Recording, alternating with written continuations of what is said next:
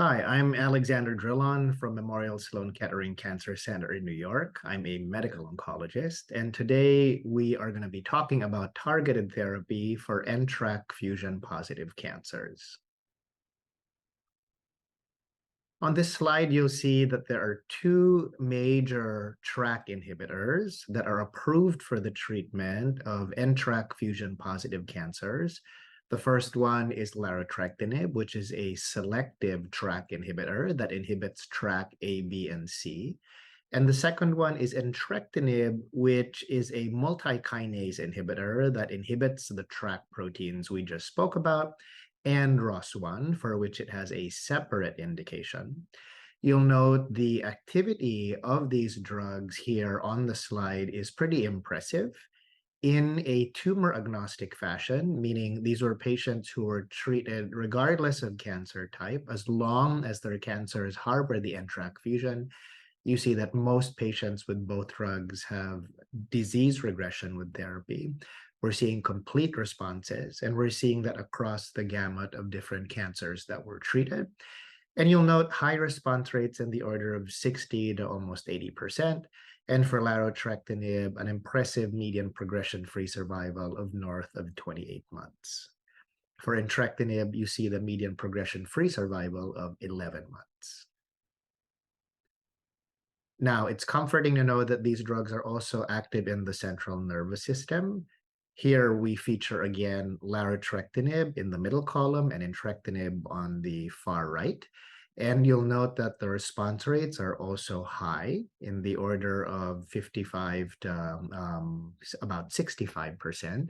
And these are comparable with the objective response rates at all sites, intracranial and extracranial.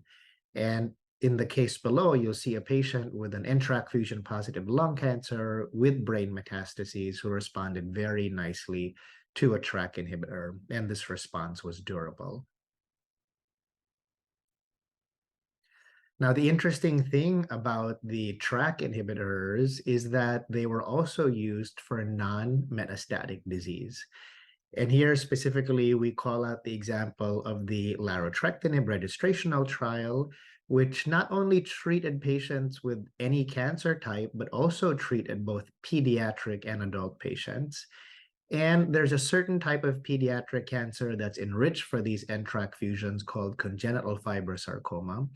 And on the upper right, you'll see that there was an infant, a child, I should say, with an NTRK fusion positive congenital fibrosarcoma who would have otherwise required a leg amputation to treat this sarcoma, but because the NTRK fusion was discovered and the patient was treated on trial, despite the cancer only being in this area and not having spread to other areas, the patient had a great response to treatment, had limb-sparing surgery with no functional deficits, and also had a pathologic complete response. If you look at the label of larotrectinib, it does actually include a provision for you to use the TRK inhibitor in locally advanced and non-metastatic cases, such as the one you see here. It's important to remember that TRK inhibitors are well tolerated, but there are specific neurologic side effects that you need to keep an eye on. On the left, you'll see that compared to crizotinib, a well-known and well-tolerated drug, the rates of dose reduction and treatment discontinuation are comparable or lower with larotrectinib or entrectinib. And that makes these treatments easy to give in a chronic fashion, knowing that we have some patients who are on these TKIs for several years. However, on the right, you'll note that there are select neurologic side effects that are mediated by the fact that the TRK proteins play an important role in the development and maintenance of the nervous system. And specifically, you should watch out for things like weight gain, which can creep up on patients over time, dizziness or ataxia, which tends to happen early in someone's course if they're very sensitive and is responsive to things like dose reduction. There also is a phenomenon of paresthesias. In my experience, many of these might be perioral and fairly mild and manageable. And one thing that is pretty uncommon if you think about other inhibitors, I should say, of kinases or other therapies for cancer, is that with the TRK inhibitors, sometimes if you temporarily or permanently discontinue the TRK inhibitor, because the nervous system has been rewired with a different pain threshold, patients can experience withdrawal pain, which can manifest as full body pain. That very interestingly, once you restart the TRK inhibitor, can go away within a few minutes to an hour. Just really highlighting how central the TRK inhibitor is to the pathogenesis of that side effect. Now, what do we do after patients develop resistance to one of these early generation TRK inhibitors? Thankfully, there are next generation inhibitors like selitrectinib and repotrectinib that have been designed so that they work against resistance mutations that emerge with larotrectinib and entrectinib. An example would be the G623R mutation that you see on the upper right, or the G595R mutation on the upper left. And these are mutations that result in amino acid substitutions that interfere with the binding of larotrectinib and entrectinib. And you see here that both selitrectinib and repotrectinib were designed to abrogate that phenomenon. They're smaller drugs. They zip past the blockage mediated by these resistance mutations, re-engage the kinase, and shut down oncogenic signaling. In fact, here you'll see one of the patients we treated with a mammary analog secretory carcinoma of the salivary gland. On the lower left, the patient had a very dramatic response to entrectinib, a first-generation drug. Then on resistance, developed a resistance mutation that the next generation or second generation drug, repotrectinib, was designed against. And you'll note that on the lower right, the patient again had a dramatic response to the second pill, highlighting the utility of sequential therapy for patients with NTRK fusion-positive cancers.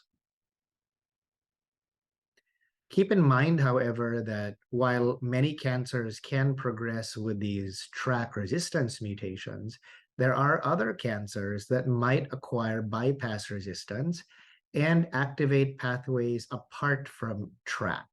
And examples, as you see in the slide, would be gastrointestinal cancers that may acquire a hotspot KRAS mutation, a hotspot BRAF mutation like BRAF V600E, MET amplification. And while some of these may be treated with combination therapy, and there's proof of concept for select patients, even with combination therapy, as you'll see in the panel on the right, the cancer can again develop resistance. Specifically, this was a patient who had a MET amplification on top of the NTRK fusion on resistance to entrectinib, then got a next generation drug with a MET inhibitor, and on progression was found to have a variety of, this time, MET resistance mutations. What is important to take home from this slide is that resequencing the cancer after it has progressed can be very, very useful because you learn about how the cancer acquired resistance to therapy and can act accordingly. Now, here is a treatment algorithm for NTRK fusion-positive cancers that summarizes everything we spoke about. You start with entrectinib or larotrectinib. On resistance, there are some cases where if it's a single site or a few sites that are amenable to radiation or surgery, then that can be done with continued use of the TKI. However, if the cancer has acquired on-target resistance with resequencing, then you can reach for one of the next generation drugs like repotrectinib on a clinical trial, and there are several others. However, if they're off-target resistance mechanisms, then standard of care therapy would probably be the default or a clinical trial when available. In conclusion, TRK inhibitors are active and result in durable disease control in NTRK fusion-positive cancers. Resistance to TRK inhibitor therapy can develop, and next generation TRK inhibitors can reestablish disease control in the appropriate setting. So make sure to resequence your patients whenever possible. And finally, the first generation TRK inhibitors in particular are well tolerated with low rates of dose modification and discontinuation. However, they have a unique side effect profile that requires monitoring in the clinic. Thank you very much for your attention.